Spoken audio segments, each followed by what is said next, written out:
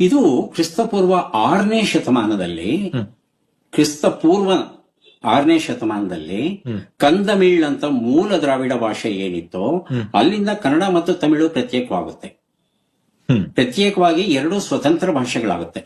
ಕ್ರಿಸ್ತಪೂರ್ವ 3ನೇ ಶತಮಾನದ ಹೊತ್ತಿಗೆ ಕನ್ನಡ ಸಂಪೂರ್ಣ ಆಡು ಭಾಷೆ ಸ್ವತಂತ್ರ ಭಾಷೆಯಾಗಿರುತ್ತೆ. ಹ್ಮ್. ಹ್ಮ್. ಆದರೂ ಕನ್ನಡ ತಮಿಳು ನಡುವೆ ಕೊಡುಕೊಳ್ಳುವಿಕೆ ಇರುತ್ತೆ.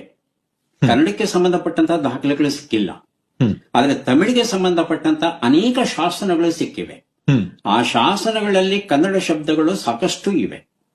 ಇರಾವಂತ ಮಹಾದೇವನ್ ಅಂತ ಬಹುದೊಡ್ಡ ವಿದ್ವಾಂಸರು, ತಮಿಳು ಭಾಷೆಯವರು, ಅವರೇ ಹೇಳಿದ್ದಾರೆ, ಹ್ಮ್. ಅವರೇ ಹುಡುಕಿ ಕೊಟ್ಟಿದ್ದಾರೆ. ಇವೆಲ್ಲ ಕನ್ನಡದ್ದು ನೋಡಿ ತಮಿಳಲ್ಲಿದೆ. ಯಾಕಂದ್ರೆ ಕೆಲವು ಗಡಿ ಪ್ರದೇಶಗಳು ಬರುತ್ತೆ. ಆ ಗಡಿ ಪ್ರದೇಶದಲ್ಲಿ ಎರಡೂ ಭಾಷೆ ಮಾತನಾಡೋ ಜನ ಇರ್ತಾರೆ. ಹ್ಮ್. ಹ್ಮ್. ಹ್ಮ್. ಅವರು ತಮಿಳೇ ಮಾತಾಡ್ಲಿ ಕನ್ನಡ ಶಬ್ದಗಳು ಬಳಕೆ ಆಗುತ್ತೆ, ಕನ್ನಡವೇ ಮಾತಾಡ್ಲಿ ತಮಿಳು ಶಬ್ದಗಳ ಬಳಕೆ ಆಗುತ್ತೆ ಕೆಲವಾದ್ರು.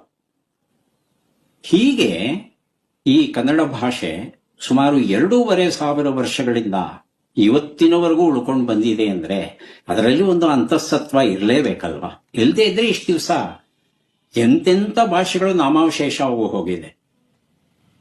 ಅಕ್ಕಾಡಿಯನ್ನು, ಬ್ಯಾಬಿಲೋನಿಯನ್ನು, ಈಜಿಪ್ಷಿಯನ್ನು, ಯಾವ ಭಾಷೆನೂ ಇಲ್ಲ ಇವತ್ತು. ಕನ್ನಡ ಉಳ್ಕೊಂಡಿದೆ.